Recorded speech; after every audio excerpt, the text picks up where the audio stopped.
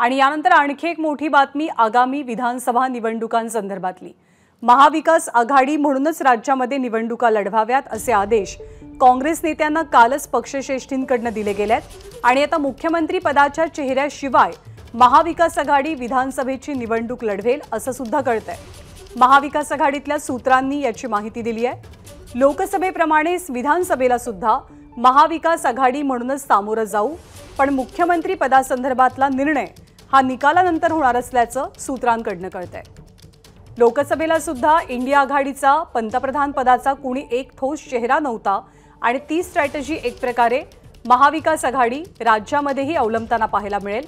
विधानसभेच्या निवडणुका तीन पक्ष शिवसेना उद्धव बाळासाहेब ठाकरेंची शिवसेना, राष्ट्रवादी काँग्रेस शरदचंद्र पवार पक्ष आणि काँग्रेस एकत्रित लढवणार आहे, पण मुख्यमंत्री पदाचा चेहरा नसेल।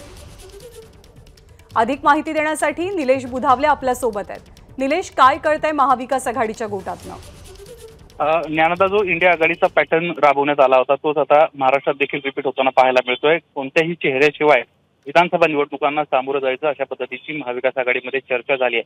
ही बाब आता समोर आलेली आहे। महाविकास आघाडी विधानसभेच्या निवडणुका लढणार आहे। पुढच्या आठवड्यात त्यांची महत्त्वाची बैठक पार पडेल आणि या बैठकीमध्ये जागा वाटप देखील निश्चित होईल। मात्र या निवडणुकीच्या निमित्तानं चेहरा कोण असेल ही चर्चा वारंवार समोर येताना पाहायला मिळत होती। मात्र आता महाविकास आघाडीत निर्णय घेण्यात आलाय, कोणत्याही चेहऱ्याशिवाय आपण निवडणुकीला सामोरे जाणार आहोत आणि निवडणुकीनंतर मुख्यमंत्री पदाचा चेहरा ठरवू असं देखील निश्चित झाल्याची माहिती आता समोर आली आहे। त्यामुळे आगामी निवडणुकांमध्ये पुन्हा एकदा विरोधक सत्ताधाऱ्यांकडून विरोधकांवर याच प्रकारे विरोधकांना चेहरा नाही अशा पद्धतीची टीका पुन्हा एकदा आपल्याला पाहायला मिळण्याची शक्यता आहे।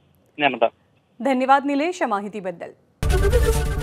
एबीपी माझा, उघडा डोळे बघा नीट।